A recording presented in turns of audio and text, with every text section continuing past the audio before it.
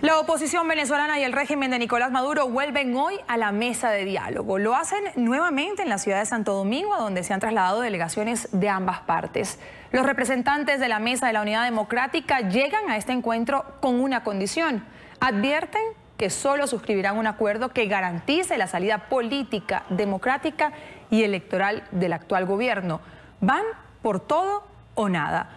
Por su parte, el oficialismo pide el levantamiento de las sanciones económicas que pesan sobre algunos de sus funcionarios. Lo que se ha dicho claramente a los venezolanos, hay que reiterarlo, es que nosotros estamos haciendo este esfuerzo por el bien del país, pero nosotros no vamos a firmar cualquier acuerdo que no beneficie al país. Esta fue la advertencia de los representantes de la Mesa de la Unidad Democrática tras confirmar su asistencia a la reunión de diálogo con el gobierno que se realiza en Santo Domingo, República Dominicana. La delegación opositora reiteró su disposición a negociar, pero fue firme en señalar que de no alcanzar un consenso en acciones que regresen la institucionalidad y pongan fin a la crisis que atraviesa el país, no suscribirán un acuerdo. Además, exigen al oficialismo que garantice su compromiso y el cumplimiento de las medidas que llegasen a concretarse en el encuentro. En las reuniones auspiciadas por el presidente dominicano Danilo Medina y el ex jefe de gobierno español José Luis Rodríguez Zapatero, la oposición demanda la apertura de un canal humanitario para el ingreso de medicinas y alimentos, la designación de nuevas autoridades del Consejo Nacional Electoral, la liberación de los presos políticos y la restitución de los poderes del Parlamento que fueron usurpados por la constituyente madurista. Pero también esperan que sus principales líderes, Enrique Capriles, Leopoldo López y Antonio Ledesma, vuelvan a ser habilitados para el ejercicio de cargos políticos. En la agenda se contempla la discusión del cumplimiento y seguimiento de los acuerdos.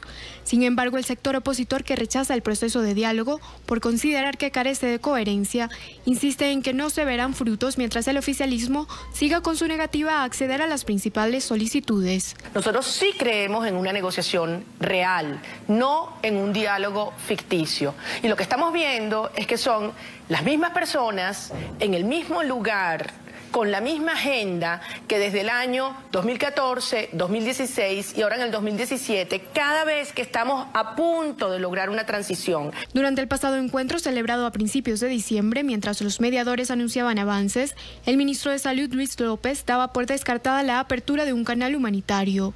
Después de 2 días de conversaciones en Santo Domingo, que contó con el apoyo de garantes internacionales de Chile, México, Bolivia, Nicaragua y San Vicente y las Granadinas, las partes no alcanzaron un acuerdo y por eso fijaron esta nueva reunión, que no contará con la presencia de representantes de la sociedad civil, que son los asesores técnicos de la oposición. Pero los que apoyan las negociaciones se mantienen optimistas, pues argumentan que no hay otra vía y que el gobierno de Nicolás Maduro necesita un acuerdo político que cuente con el respaldo de una instancia política internacional.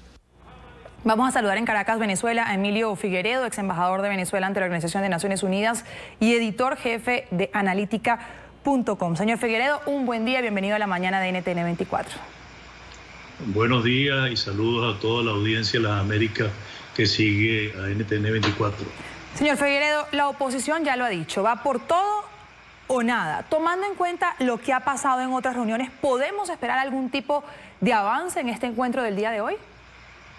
Bueno, yo creo que hay que entender bien lo que es la negociación, que creo que mucha gente no termina de entender qué es el proceso. No estamos hablando de diálogo, porque el propio Danilo Medina, cuando el presidente Maduro habló de que estábamos en diálogo, dijo, no señor, estamos en un proceso de negociación. Y la palabra proceso de negociación es fundamental para entender, porque toda negociación es sistémica y avanza por paso. Ustedes tienen experiencia en Colombia y en otros sitios de lo que ha significado esa carrera en el tiempo, que espero que en este caso pueda ser acortada, pero ninguna reunión en 1 o 2 sesiones logra una solución total. La negociación en Santo Domingo, y es importante aclararlo, no es un capricho de la oposición ni del gobierno, es una necesidad imperiosa para buscarle una salida a una crisis multidimensional que adolece Venezuela hoy en día. La presencia de cancilleres de diversos países del continente no es la de convidados de piedra, sino la de actores fundamentales en la facilitación de lograr acuerdos positivos para la inmensa mayoría de los venezolanos y supervisar y garantizar que estos se cumplen en el tiempo. La alternativa de no negociar, aquellos que dudan de la negociación es la profundización de la crisis y con ella la lamentable posibilidad de que surjan conflictos de todo orden, incluso de orden bélico no deseado. Si solamente si tomamos un ejemplo, la experiencia colombiana muestra cuán costoso ha sido no haber logrado a tiempo acuerdo entre las partes, lo que significó un saldo horrible en muertes, desplazamiento de poblaciones y generación de pobreza. Señor Figueredo, Es decir que no... ¿Sí? Perdón que lo interrumpa. Ahora, usted habla bien, lo entiendo claramente, que creo que es claro, es importante aclarar esto, es que es un proceso y bien lo dice, pero usted que ha participado en otros procesos de diálogos, ¿cómo se puede negociar con una parte, como en el caso del gobierno de Nicolás Maduro, cuando la oposición pide una salida electoral y pacífica al actual gobierno y con el que está negociando es el gobierno que no quiere dejar el poder? ¿Cómo se puede llegar a un acuerdo en esa mesa? Bueno, claro que se puede llegar, porque ¿cómo se llegaron a acuerdos en Sudáfrica? ¿Cómo se llegaron a acuerdos en Myanmar? ¿Cómo se llegaron a acuerdos en Nicaragua y en El Salvador?